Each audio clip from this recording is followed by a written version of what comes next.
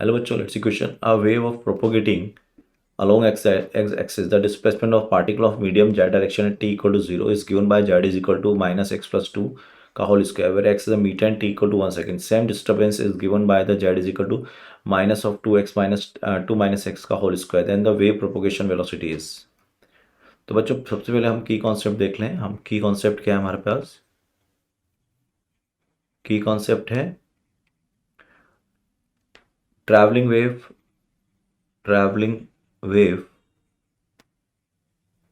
and its equation. तो बच्चों सबसे पहले ट्रैवलिंग वेव का इक्वेशन क्या होता है? अगर कोई भी y जो है वो ax plus minus of B T का फंक्शन है, ठीक है, तो y क्या है? Displacement of the particle. x क्या है? That is distance travel by the wave. t is the time, a and b are the constant. तो अगर कोई ऐसी वेव लिखी जा रही है तो ये वेव जो है बच्चों ये कहलाती है ट्रैवलिंग वेव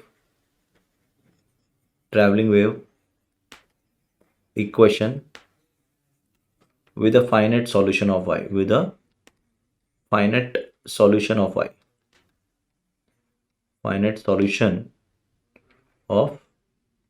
y, ठीक है, इसे हम ट्रैवलिंग वेव बोलते हैं. और जो वेलोसिटी ऑफ वेव होती है बच्चों, वेलोसिटी ऑफ वेव यहाँ से हम लिखें तो होती है coefficient of time divide by of coefficient of x. ये होती है आपकी वेलोसिटी ऑफ वेव. ये हमारा की कॉन्सेप्ट है. आप ढंग से देखो, हमको जो वेव दी गई है वो वेव नहीं है, वेव का स्नैपशॉट है. तो वेव की इक्वेशन कैसे बनाएंगे हम? देखो हमें क्या गया, जेड यानी कि डिस्प्लेसमेंट ऑफ पार्टिकल दिया गया है e की पावर माइनस एक्स प्लस 2 का whole square at T equal to 0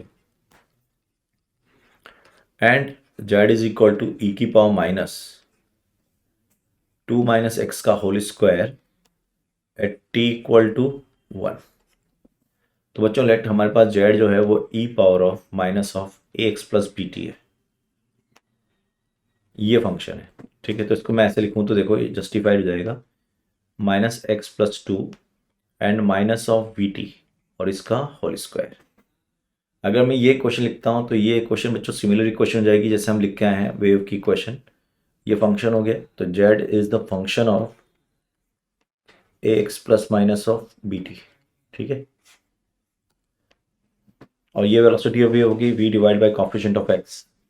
अब जब हमने t इक्वल टू 0 डाला है यहाँ पर, t इक्वल टू 0, तो z का इक्वेशन क्या बनेगा? ये बनेगा माइनस ई एक्स प्लस 2 का होल स्क्वायर जो है दिया हुआ है हमें, ठीक है. अब जब मैं t इक्वल टू 1 डालता हूँ तो z जो बनेगा वो क्या बनेगा बच्चों? e minus x plus 2 minus of v और इसका होल स्क्वायर.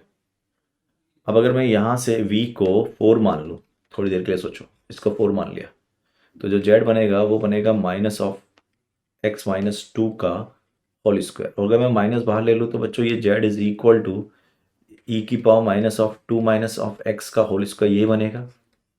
तो यहाँ पर v वेलोसिटी ऑफ वेव हो गया, because v is the coefficient of time divide by coefficient of x. तो v is the velocity of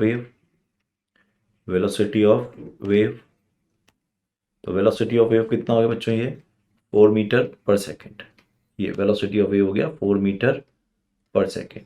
और आपको पता है अगर X plus minus B T का फंक्शन होता है y is equal to function of X minus B T, तो ट्रैवलिंग डायरेक्शन जो होती है वो positive X axis, travelling positive X axis, ठीक है. सो हमारा करेक्ट आंसर क्या हो जाएगा? 4 मीटर पर second travelling along the positive x axis. So final answer of the question is A, and I hope you understood it. Best of luck.